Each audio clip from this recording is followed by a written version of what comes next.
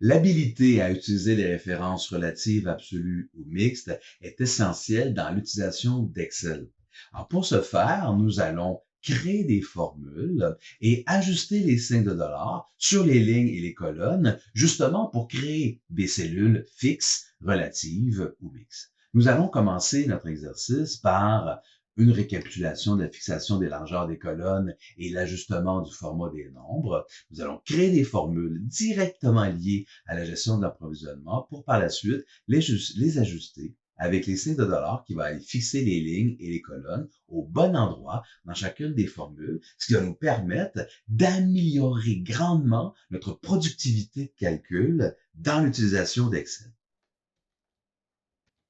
Pour ce faire, nous allons utiliser une feuille de calcul où on a comme objectif d'aller calculer les ventes prévisionnelles par trimestre pour l'année 2021. On remarque que nous avons un indice saisonnier. Donc, de janvier à mars, on a 1,26 et par exemple, d'octobre à décembre, qui est le quatrième trimestre, on a 0,55. Ça veut dire quoi ça?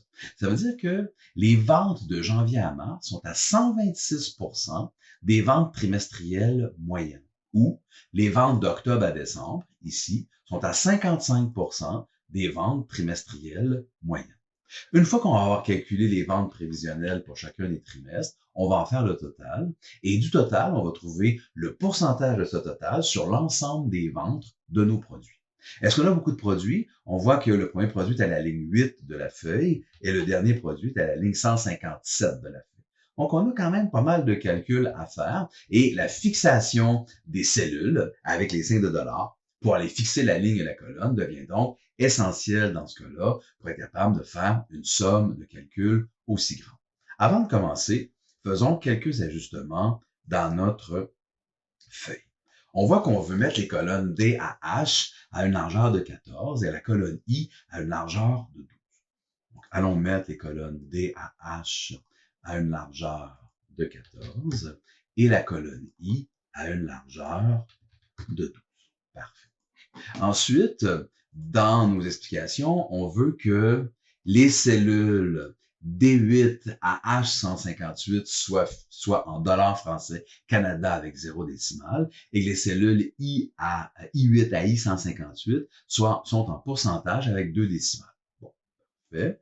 Alors, je vais prendre ici mes cellules. En fond, partout où j'ai des calculs avec des dollars, je vais aller mettre ça en format de nombre monétaire, pas de décimale, dollars français Canada. Et je vais faire la même chose ici pour le A4 et B4.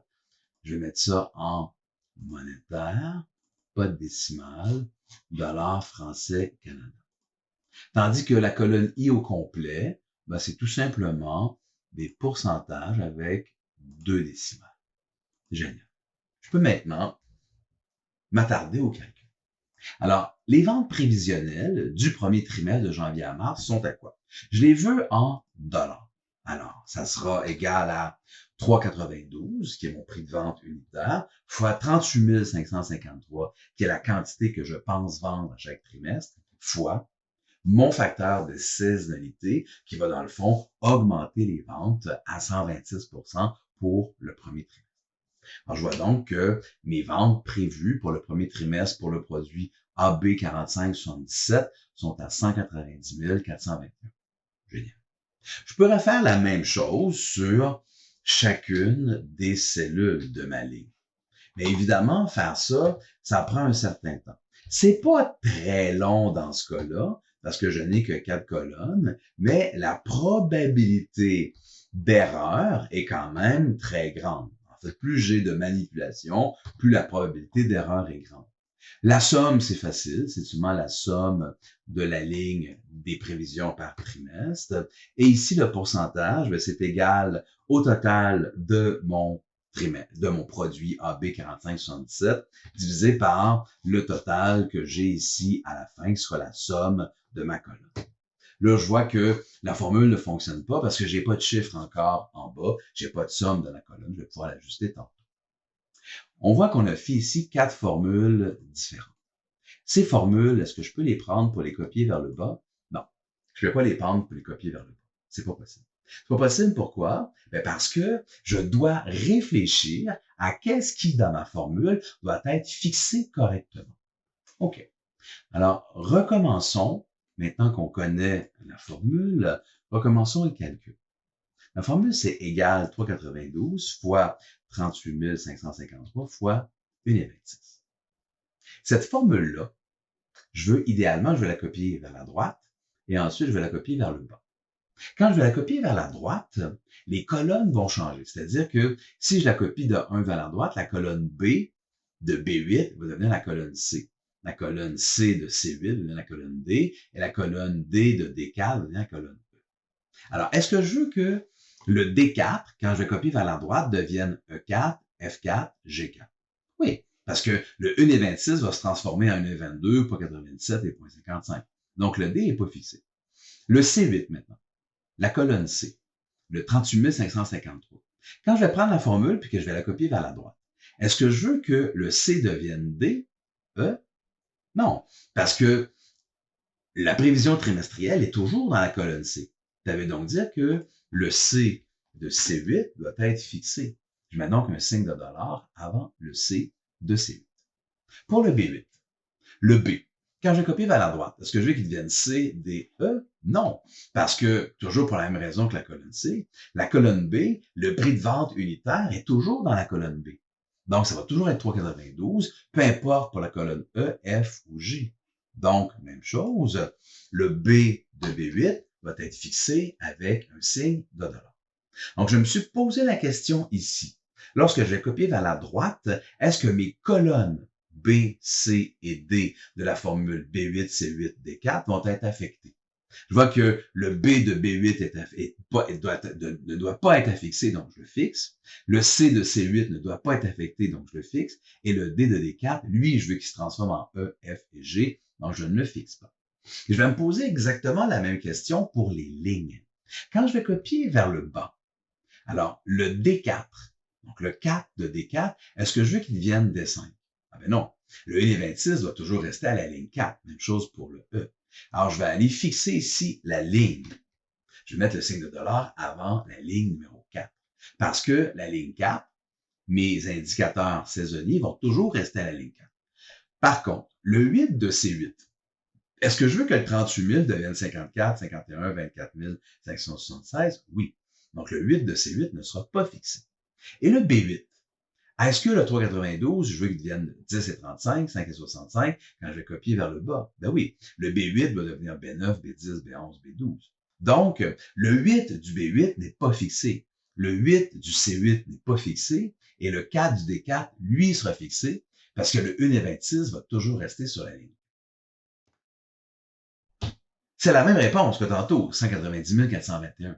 Sauf que là, je viens de fixer mes cellules correctement. Ce sont ici des cellules mixtes avec un signe de dollar sur soit une ligne ou une colonne. Je vais copier ça. Je le copie et je vais le copier ici seulement que les formules. Alors, est-ce que c'est bon ici? Ça donne 83 120. Si je regarde la formule, c'est 392 fois 38 553 fois 0,55. Ah ben ouais, ça c'est excellent. Alors, je sais que ma première formule est bonne, je sais que ma dernière formule est bonne. On n'a pas de raison de penser que les deux formules du centre sont pas bonnes. En effet, si je vérifie les formules du centre, je vois que c'est fois 0,97 et d'avril à juin fois 1,22, donc c'est bon. Je vais copier maintenant ma ligne et je vais la copier vers le bas.